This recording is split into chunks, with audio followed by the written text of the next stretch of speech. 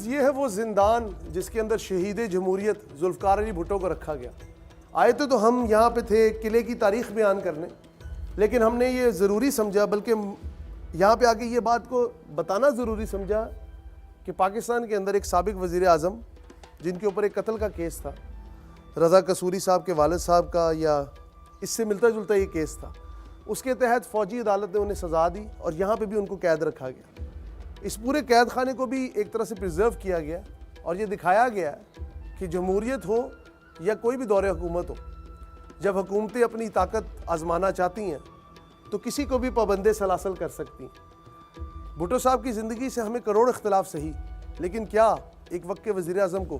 اس طرح قید کرنا ٹھیک تھا؟ یہ بھی تاریخ کے لیے ایک سوال ہے جس کا جواب شاید ڈھونڈنے کے لیے ہم تاریخ کے کتنے بھی اوراق پلٹیں, ہمیں نقوش کی سیاہی کے علاوہ کچھ نہیں ملے.